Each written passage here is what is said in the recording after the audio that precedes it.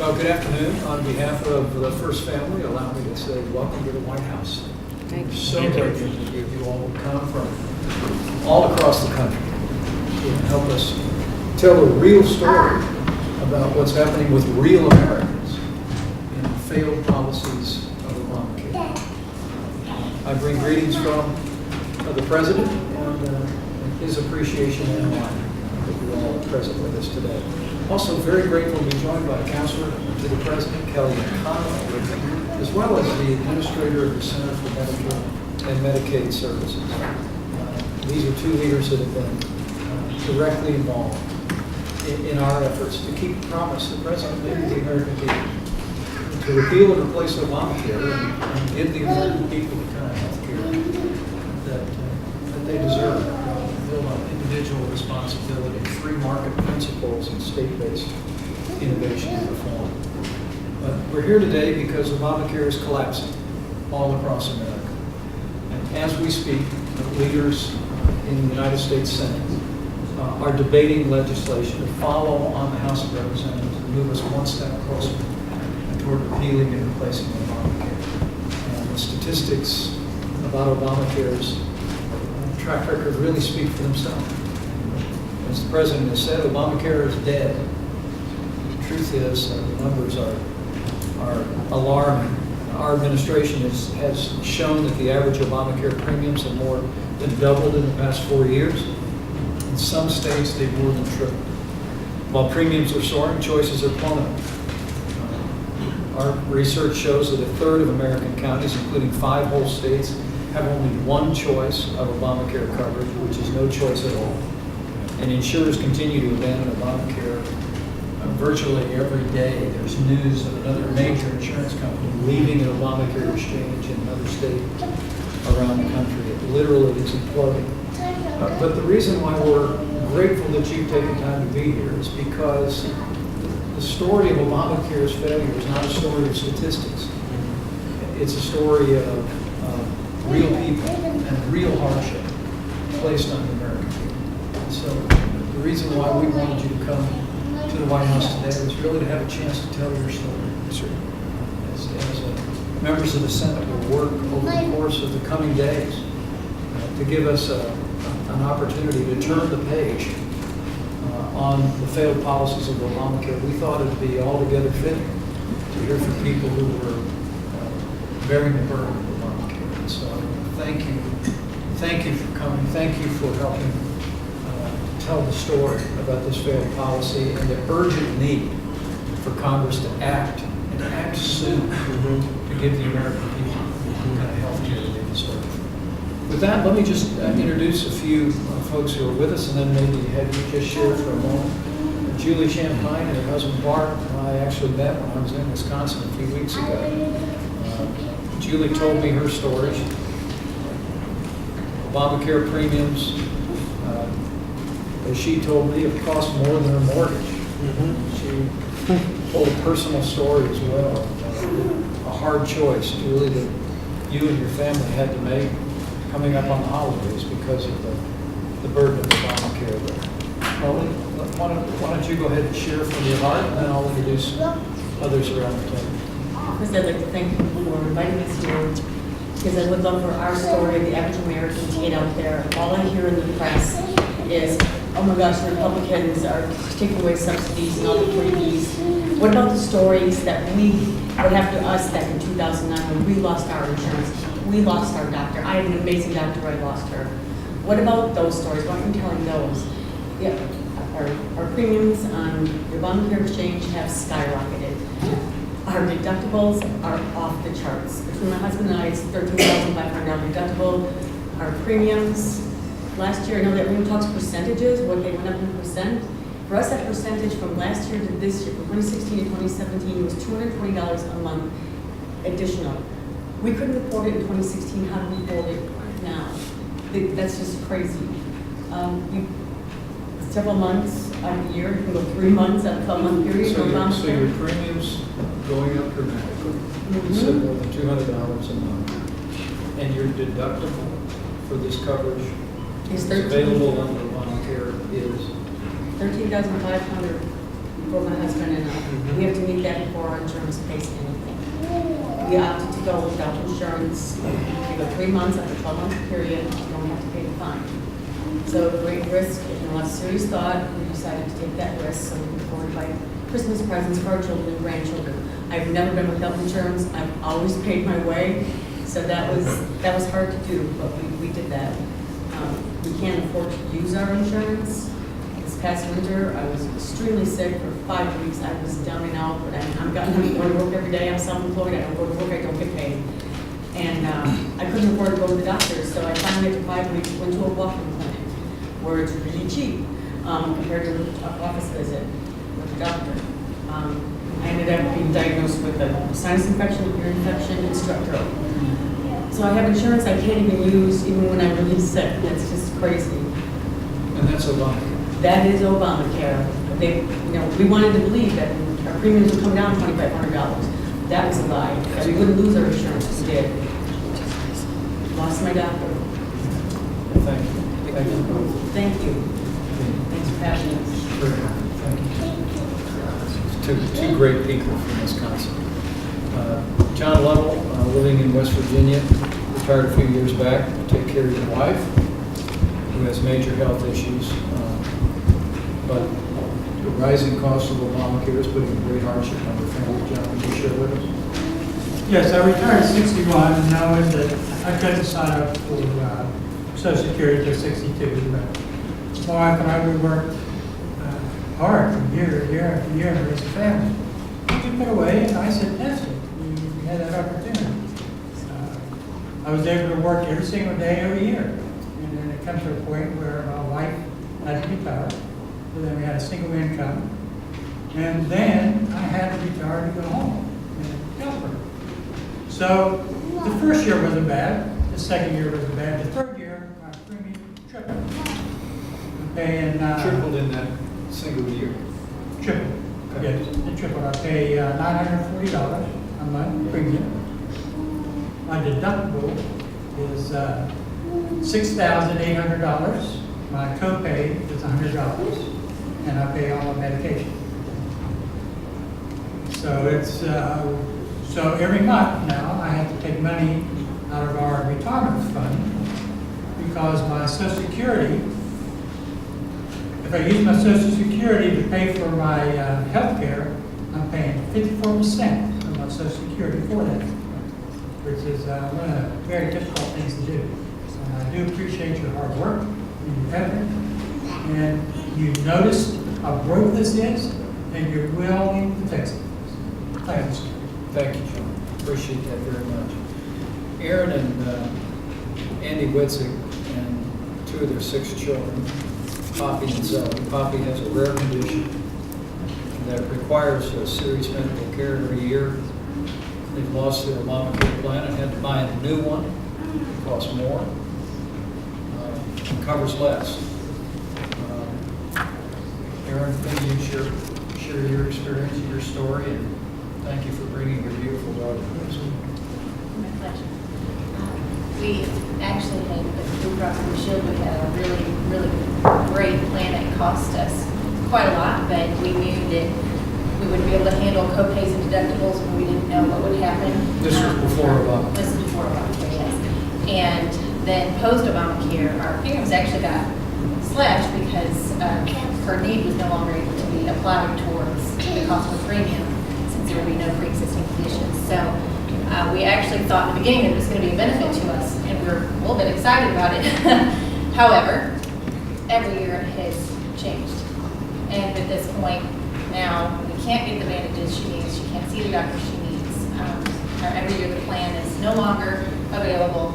Our premiums go up, our deductibles go up. But our biggest concern is the fact that we don't know what next year's going to be.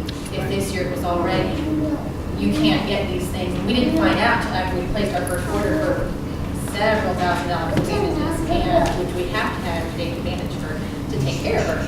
And so once we found out they weren't paying, I said, well, they're not in network. I said, they've always been in network. And they explained it to us that they no longer are this year. And so we could get an exception, but that would not be retroactive. So they were willing to grant us an exception for a few months after a lot of work on our behalf, but they don't have to continue doing that. We don't know when they're going to say no exception. And if we just need to go quick see her specialist doctor, we can't without just paying completely out of pocket. So it's more of the fact that insurance should be bringing peace of mind, and it's doing the opposite. But before Obamacare, you had a Blue Cross plan. Yeah. It was predictable. Very, and I mean, like I said, it was more at that point, just the point that we had no copay, no deductible, and very, very, very low deductible. But it was incredibly reliable. And we could count on it. We only could pay for something that we could count on. But now we're paying, and we don't know what we're getting. That's nice. Well, thank you so much. And thank you for bringing the hobby. She's absolutely adorable. Next up is Chris McCullough from Louisiana. Like millions of Americans, Chris has been facing high costs for Obamacare plan, and he's found out that it's virtually useless. Chris, maybe you, and you want to come around this way if you want, please feel free. Chris, maybe you share with us your experience with The minimum Obamacare. policy would cost over $500 a month just for me. $6,000 deductible, so you're already over $11,000. It only covers 60%. I had a surgery. I negotiated with the doctors. It was under $6,000. Had I had Obamacare, it would have cost me that $6,000 deductible plus 40% of the excess, because the operation would have then been almost $15,000 instead of $14,000. My husband's covered by VA, but when I pay a penalty for not having it, I'm taxed on both of our incomes. So do you choose to pay the penalty instead of having it covered? It's been cheaper Because to pay it's- my own medical and $4,000 worth of penalties over the past 3 years. Right, so one of, Seema, how many millions of Americans choose to pay the penalty instead of? 6.5 million. 6.5 million is They could use the money to buy health care. amazing. Well, Chris, how important do you think it would be for the Congress to get the President's desk? Move now. Go right now. Don't wait till the meeting's over. Go get it done. Get rid of Obamacare. Let us buy insurance across state lines. That way we can pick and choose what we need. I promise you, I don't need maternity coverage. But I would have to pay for it. So, yeah, I think we can pass on that. And it's hurting a lot of people. And there's no recourse for anything. If Obamacare calculates you that you get a subsidy and they do it incorrectly, you're on the back to pay it back yourself. If your income's over 400% of the poverty limit, there's no limit to how much they can make you repay. That's devastating for families. Well, thank you so much for sharing your story and being so transparent. You are literally the face of some 6.5 million Americans who've chosen simply to pay the penalty. $4,000 out of your family's budget, and you pay for your own health care. But I didn't make the insurance company rich for nothing. I just have to cover my own. Well, thank you, Chris, very much. We're also joined by Melissa Atkinson and her husband Rich from Ohio. One of the, we all remember the promises of Obamacare, don't we? If you like your health insurance, you can keep it. All right, we've already heard from Erin that she had health insurance she liked, she wasn't able to keep it.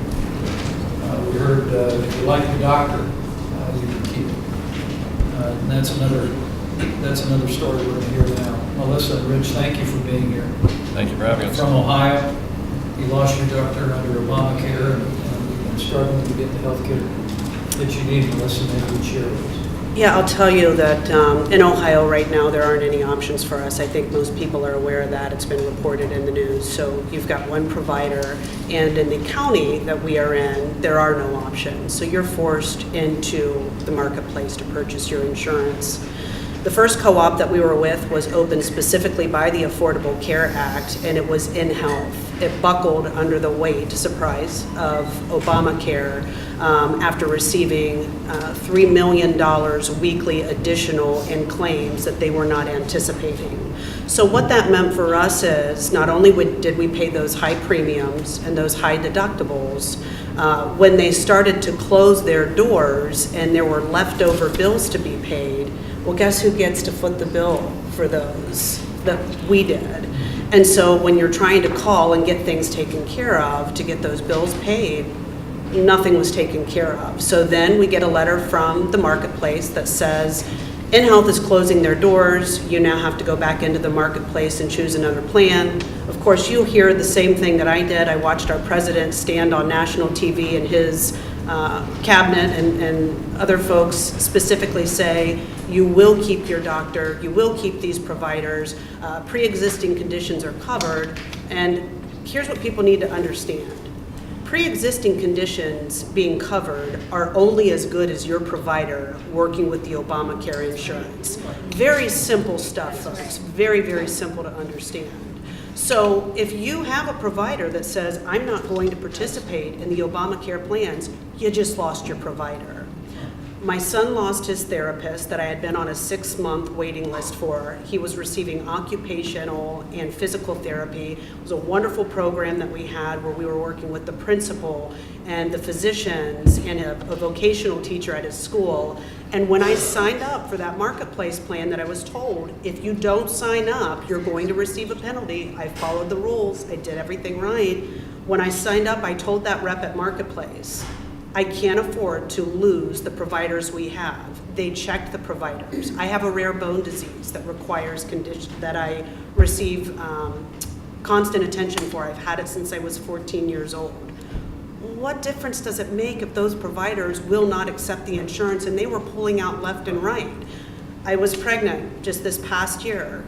Today's my birthday. I'm 39 years old today. It's also our wedding anniversary. My children are on vacation with my mom right now. We left them to be here today. This means so much to us. You have no idea. We've lost our providers. To be able to pay all of the bills and all of these things that we have lost, guess whose 401k is empty now? My credit is ruined. At 39 years old, business owners, I've worked for everything I have. I wouldn't be able to get a line of credit right now even if I tried. Where's the money going to come from? How do you vote for bailouts for large companies? Where's my bailout? When are you going to bail me out? That's my question I would have to those who can't make a decision. These are the real life issues. I've got a son heading to the Middle East. He called us the night before we left to let us know it'll be his first tour. We raised our kids patriotic. We love our country. Why is this happening to us? Why? I appreciate you doing this. You have no idea. When I turn on the television, I hear... You have no idea how much we appreciate you. I hear celebrities and I hear people saying, oh, the rich don't care. They want to take this from people. I'm not rich. I'm middle class. I cleared $50,000 a year. I've lost everything I have. They're so out of touch with what's going on, they have no idea. Instead, we're told that we're racist, we're misogynistic, xenophobic, all of these things. It's not true. You were the only party that addressed families like ours. You were the only people. Melissa, thank you. Who's your son with? My mother. No, I mean, Oh, I'm sorry. I'm like, well, I guess if you must know.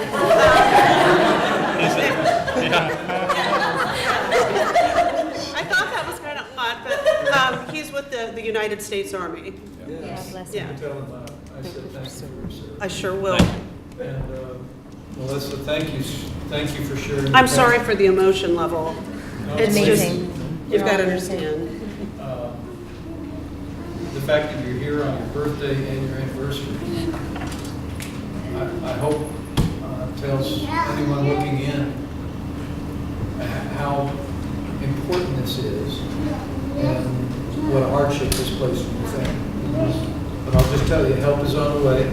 I believe you. And you being here is making a real difference. I believe you. So Thank you. Thank you. God bless you. Thank you, God bless you. God bless you. Kellyanne, we hear these stories all the time. You want to give us a word? We do. I note that sometimes when we speak of Obamacare, quote, victims, that's put in quotation marks as if you're not real. And to echo what the Vice President said, this is about real people impacted. It's not about statistics. And statistically speaking, we can no longer turn a blind eye to the fact that some people had the worst possible outcome in the last 7 years, which is you actually had a physical insurance card, but you couldn't use it.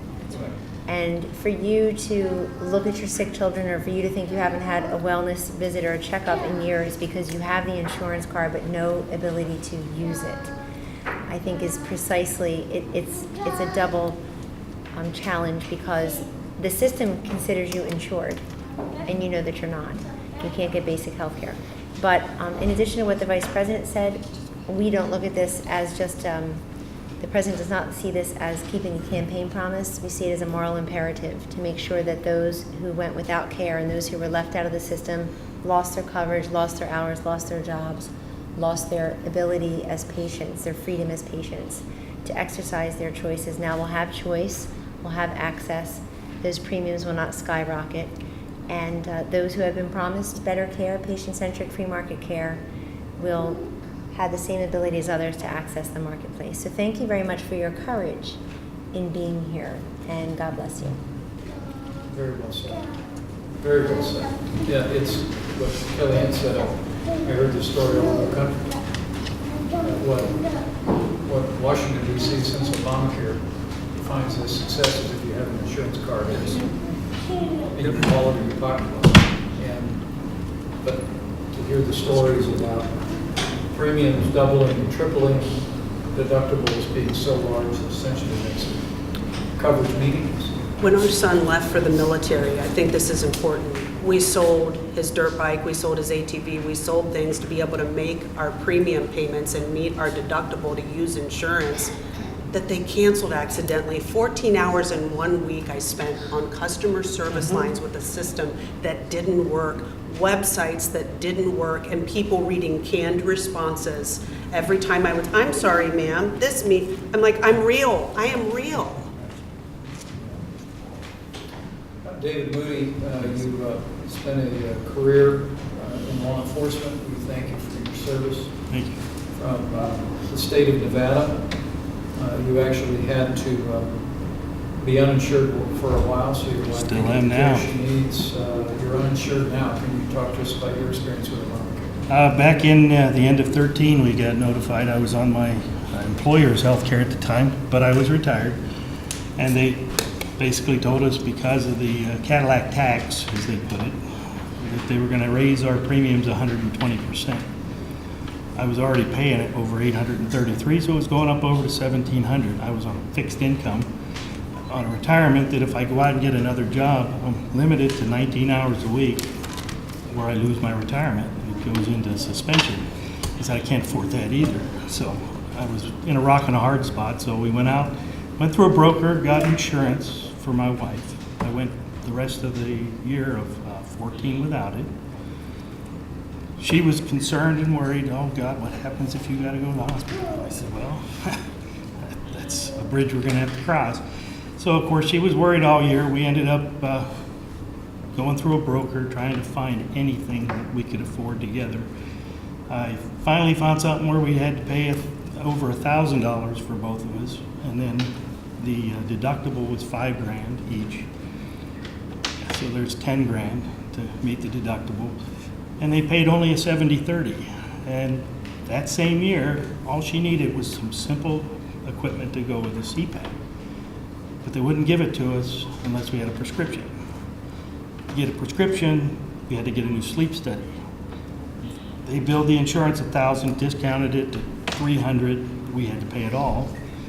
The doctor read the information. He billed the insurance $1,600 because he's a provider. They dropped it down to $200. We had to pay all that. Then we finally get a prescription. She goes down to get just a plastic mask in a tube, $150. We had to pay all that. So $650 just for a mask and a tube so that she could continue breathing at night. And I'm looking at that with what we're paying. I said, this is ridiculous. every year, they would raise us between 20 to 30% on the premiums and cut the benefits back. Luckily, she went on Medicare last year. I'm younger than her. So I'm still stuck with trying to deal with insurance, and they told me they were going to raise me 22.5% just on my premium and reduce my benefits even more, and tell me that I couldn't even take a vacation out of Las Vegas because if I did, none of the health care, if I had to go see a doctor or go to the emergency room, none of it would count towards the deductible. So I said, you're making me a prisoner. I says, I got a better idea. Why don't I just commit a crime? I'll go to prison. I'll get free health care. I'll get free meals, and I'll get a place to sleep. I says, I'd be better off. And it's sad, and everybody makes fun of it, and I make joke of it, but it's true. It's so true. And it doesn't just affect, I mean, it is affecting me because as of January, I have no health care because I just can't afford it. And I told the wife, I said, even if I had it, I conservatively used a $100,000 bill at a hospital. I'd have to come up, even if I had the insurance, I'd have to come up with $5,000 plus 30%. I said, so I'd have to come up with 35 grand. I'm sitting there going, I'd have to file bankruptcy. I said, so if I'm gonna have to file bankruptcy for that, I might as well just file it for 100 grand. What's the difference? Well, to give you an idea, I did 3 years in the military. Back in, I was an MP in there, rode motors, rode motors out in Vegas.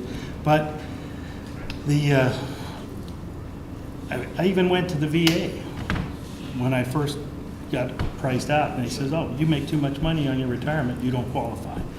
I said, oh, I see, so I make too much to qualify, and I said, I'm not looking for a free handout, I just want something I can afford.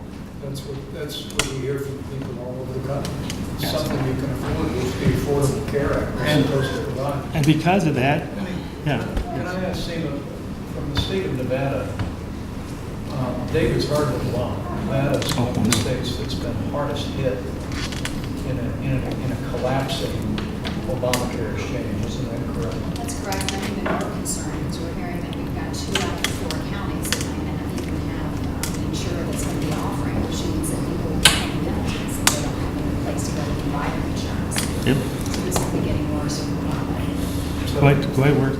And it's not just affecting me, it's, I represent law enforcement for Nevada, but there's officers that are on the job currently that can't retire because if they did, they can't afford the premiums. So they're not retiring. And trust me, I put 30 years in, that was long enough.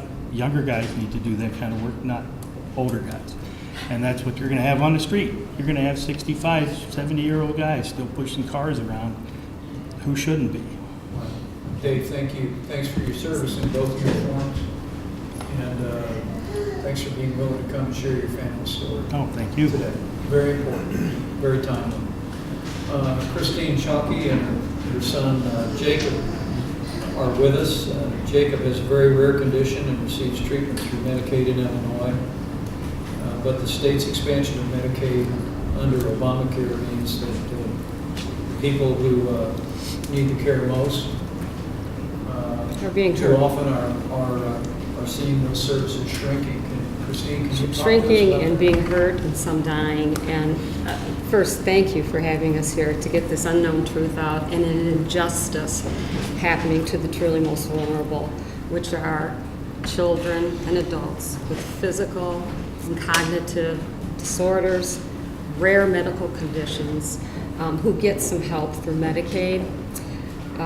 They are being cut out as we expand Obamacare through Medicaid. Okay, this is my son Jake. We're the perfect example because when these cuts happened, Jake almost died, and here's why. Jake is one of 18 in the world. Okay, he is the oldest living survivor. He is doing the best of all. Most are bedridden with this disorder. When he was initially diagnosed at the age of 8 months, doctors predicted that he probably would never walk. Live past stage 2, Mr. VP.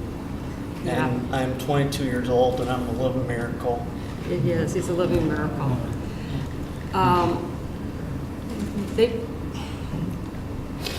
What happened for us is that Jake, he's overcome so many things, but one of the things he struggles with is seizure disorder. Because he has a very rare seizure disorder, and because his brain is so malformed, he needs specific medications. And Jake was doing very well. We have insurance. I want to explain that. We have insurance, private insurance. But because of Jake's disorder, and because he's one of 18 in the world, he's classified as medically fragile, which are 1,200 children in Illinois. He's one of those 1,200. Although we are very lucky and blessed because Jake is standing, walking, and talking. Most of these children, Other ones. most of the children that have these rare disorders are bedridden. The parents can't come here. They can't travel. They're tired. They're exhausted. They have to take care of their children. But what I want to say is that as we have expanded Obamacare through Medicaid, we've had the cuts. And what happened to us is we were getting some help to pay for the only medicine that would stop Jake's life-threatening seizure disorder. Well, after the Obamacare expansion, state of Illinois stopped the medicine, paying for the medicine. It's very expensive. We tried on our own to try to keep paying for this medicine. We couldn't. So and I have to explain too, he had tried so many different other drugs. It isn't like we just tried this drug, but he's tried so many different other drugs, and this was working for him. And what we ended up doing is trying a different drug because our hands, we couldn't do any more. We tried a different drug thinking something would work. After 3 days of being on the medication, Jacob had a major life-threatening reaction. I found him unconscious.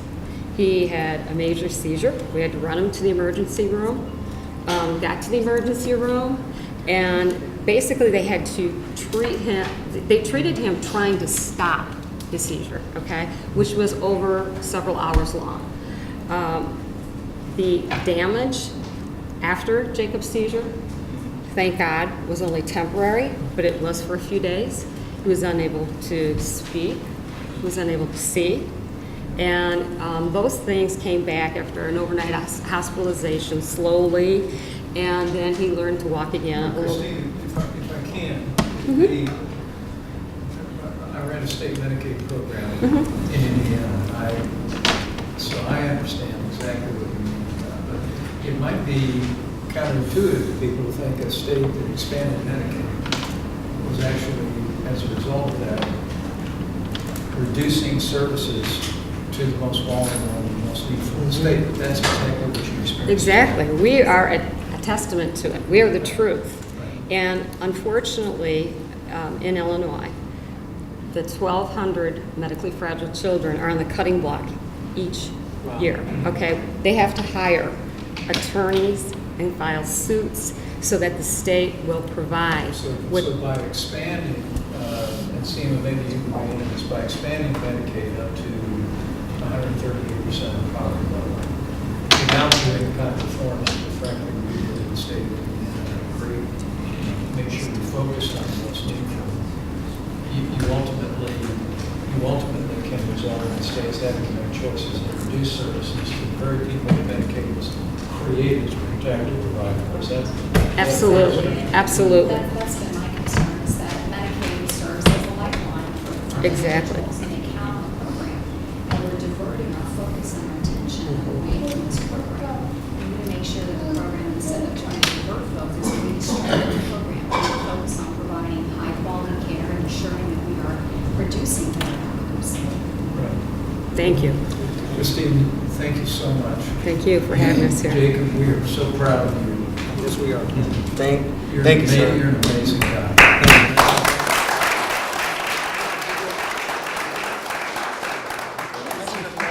This is for you. Is this for me? Good. Good. It's for you to get an insight to know about me. Thank you. You're welcome. You're welcome, It's sir. an honor to meet you. You too, sir. We're very, very proud. Oh, Mom, should I get this on time too? Yep. Okay. He wants to give this to the president too. Yep. Yeah. Wait, come here.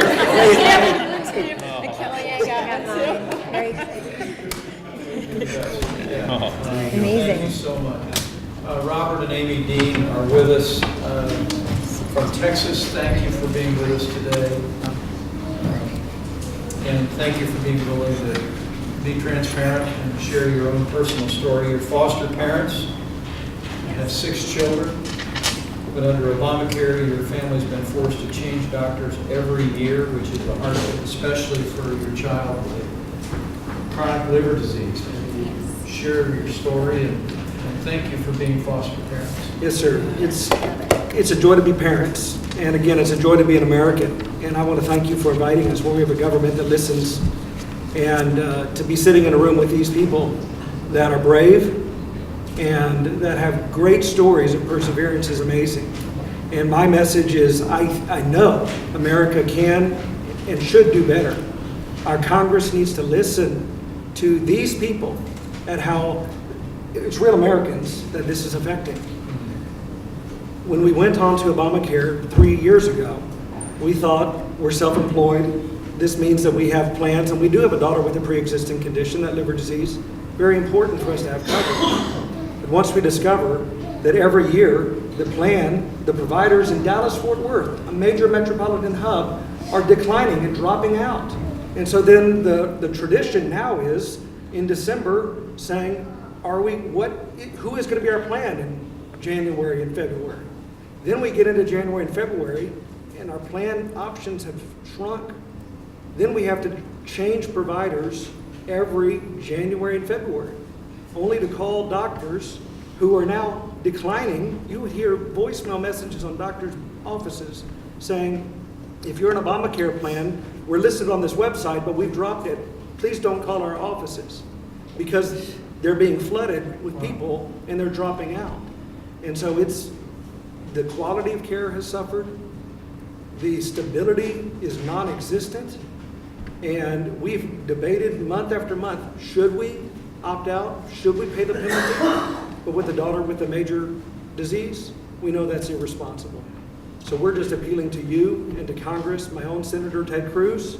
We need them to pass a bill that provides meaningful reform. So you liked your doctor, but you couldn't keep it. Yes, sir. You liked your insurance, but you couldn't keep it. Yes, sir. And your premiums?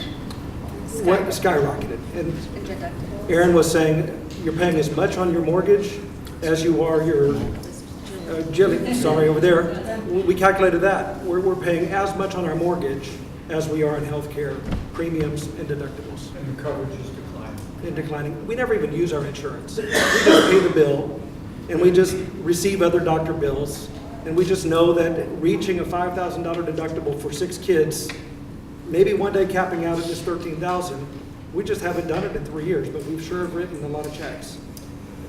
Robert, Amy, thank you so much. Thanks for sharing your story. Thank you. And your passion, and thanks for sharing your lives with those 6 foster kids. They're truly blessed. Thank you. And, you know, I hope anyone looking in or those looking on know that this is the real story of Yes, what it is. in America. Mm-hmm. Beyond the statistics, beyond all the, posturing in Washington, D.C., these people are examples of what everyday Americans are facing. Each and every day in every state in this country because of failed policies of Obamacare. I promise you, help is on the way. Thank you, sir. And we'll carry your message back. We appreciate it. We will. Let me introduce Marjorie and Kevin Weir. Is that little Kevin right there? This is Montgomery. Oh, that's Montgomery. And Marjorie is here. Thank you. We appreciate so much you being with us, Marjorie, up from South Carolina. And your son, who is absolutely handsome, beautiful boy, was born with spina bifida, which requires unique care. Unfortunately, your Obamacare plan prevented your family from seeking care and needed experts from outside the state. Would you share your story? Yes, thank you for this opportunity. I have wanted and prayed for a chance to advocate for my child and other special needs families. Never dreamed of this, and this is amazing. When I was 20 weeks pregnant with Monty, I got the diagnosis that he had spina bifida, and my husband and I thought the scary part would be raising a special needs child. The scary part has been dealing with insurance. Montgomery just turned 3, and in 3 years, he has been on with 2 different insurance companies and 3 different plans. So the whole, if you like your plan, you can keep it. That's, I would say that's a joke, but it's no laughing matter there. In South Carolina, what they did this year, South Carolina has 1 insurance carrier. And to keep costs down, they basically restricted a lot of care to just in-state. Well, the 2 doctors that my husband and I feel that Montgomery should go to are in 2 different other states. So from November until April, I was on the phone negotiating with the insurance company saying, no, I'm sorry, but your rules are not going to work for my family, and whenever you tell a special needs mom no, there's no point to that. I told him, I said, listen, you make us jump through hoops. I have the strongest legs in South Carolina because I jump through hoops every day for 3 years. Yes. So thankfully, they did approve care after a long time on the phone for him to go to the doctor that we wanted to, but he's 3. I have a 17-month-old daughter. I don't want to be on the phone yelling and filling out paperwork and being on hold just to find out that I was on hold with the wrong department. I want to pick up Play-Doh off the floor. I want to be a mom to my kids. And I want to be able to take my children to the doctor who I feel is the best. I find it ironic that the party that passed this bill will go out and tout how they're so pro-female and so pro-choice. I get where they're coming from there. I'm a woman. My choice is to take my kid to a different doctor than what Obamacare will let me do. So don't get out there and tell me how pro-female you are and pro-choice. That's not true. The place that I want to take my kid, you're giving me a hard time with because of your health care law. And whenever the plan changes every year, that can interrupt continuity of care, which is vital. He has to see 5 different specialists. Kids with spina bifida, especially myelomenincocele, it's the worst form of spina bifida. He's doing amazing, but that's because I fly him to the best doctors that I can find. Continuity of care and establishing that relationship, that is vital. Finding a doctor who will listen and understand where we're coming from, that's vital. Well, Marjorie, thank you so much for your passion. Thanks for being such a great mom. Thank you. Monty is truly blessed. Thank you. We're blessed to have him. We're blessed to have a special needs child. We're very blessed. Yes, it's just heartbreaking to think for all the challenges that you faced with such courage that you said you had, you went through 2 different insurance coverages, 3 different plans. You're unable to choose the doctor that you think is best for Monty. Where I have to fight very hard for him. We're going to keep working on this and give you the choice of the kind of health insurance that you want. And also give states like South Carolina even more freedom and flexibility to create new programs to support special needs families and children. Thank you. Thank you. Just really great. I'm going to give Seema the last word, but first I want to hear from Connie Mays. Connie is from Ohio. She lost her Obamacare plan and has since found the new plan doesn't cover a single one of your doctors. Is that right? That's correct. I spent my entire life living. I grew up in rural Ohio, farm kid, living a farm life. All I ever do is home. That's all my brothers and I ever did. And we were always taught, work hard and live in your community. And unfortunately, after all that, I became disabled last year. So for the first time in my life, I found myself having to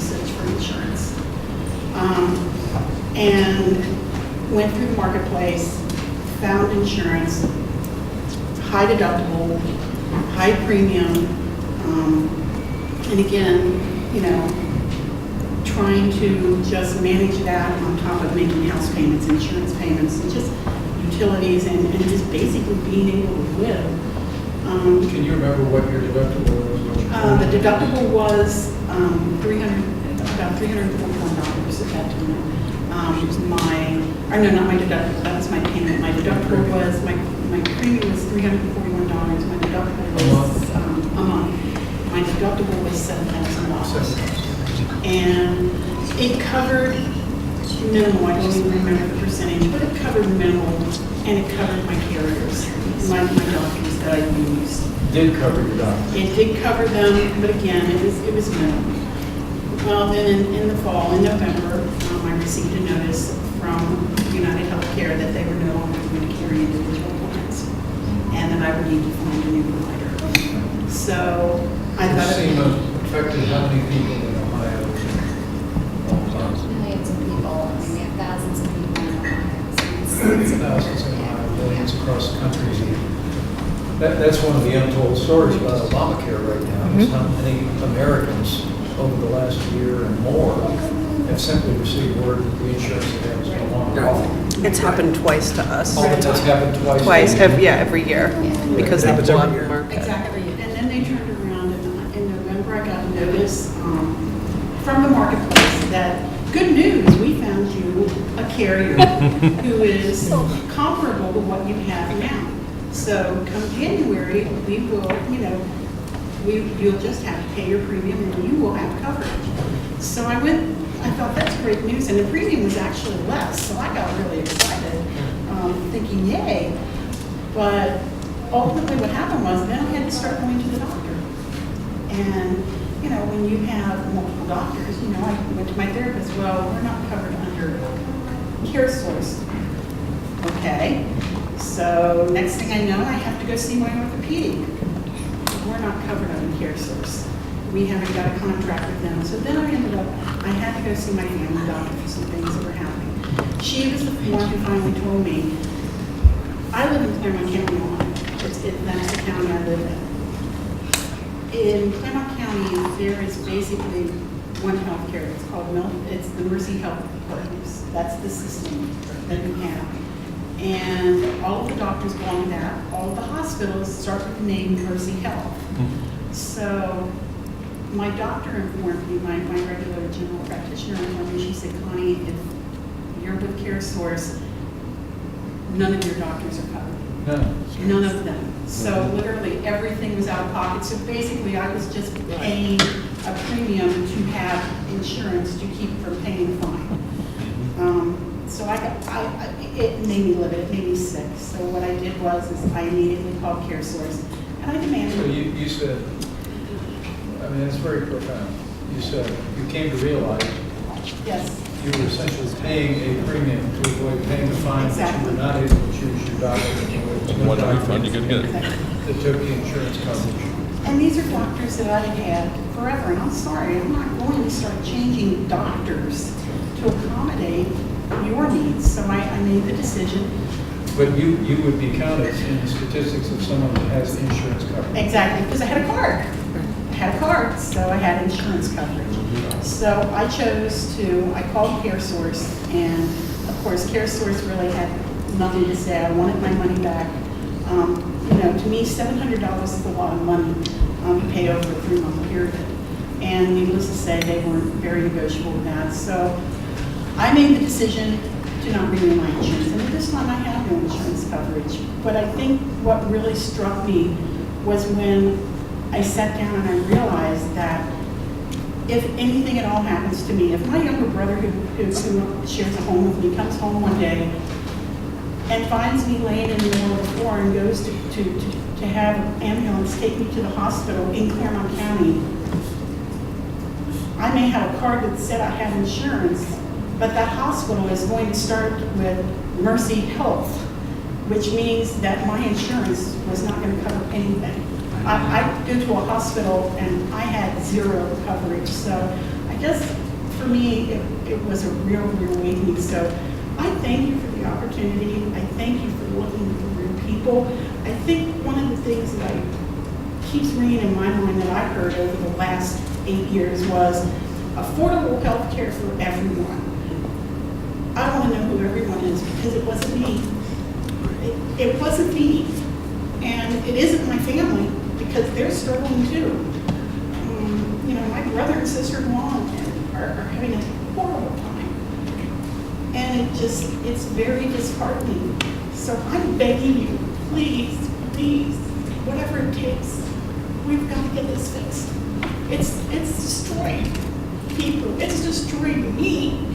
I own a home, and if I've got to start paying $4,000 or $5,000 penalties, I'm going to lose everything I have.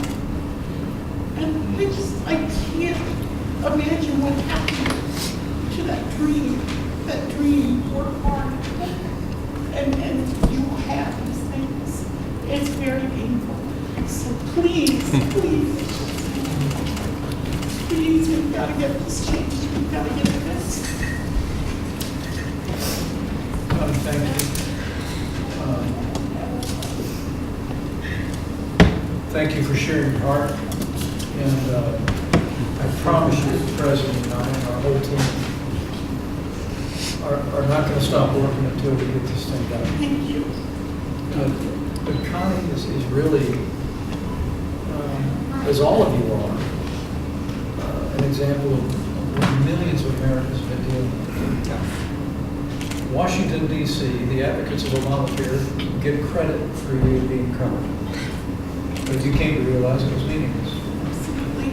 Meaningless. No doctor in your community would take the coverage that you had. And in Chris's case, just a decision to write a check, pay a penalty, and have no coverage, but in a very real sense, you were doing the same thing. You just got a card you couldn't use it. It's all part of the broken promises of Obamacare.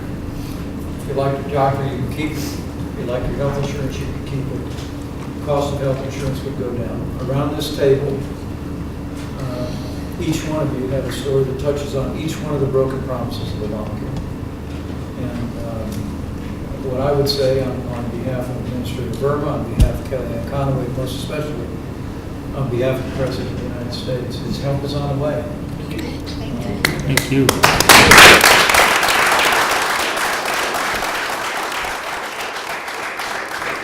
Keep working this. The United States Senate is working tirelessly as we speak. We're going to be working around the clock with members of the Senate to not only repeal and replace Obamacare, but to give families like those represented at this table kind of choices in health insurance, and give states the kind of freedom and flexibility to meet unique needs, unique circumstances of families. But we're grateful that you're here.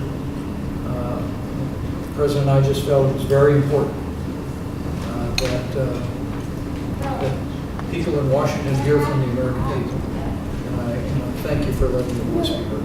Thank you. Thank you. Thank you.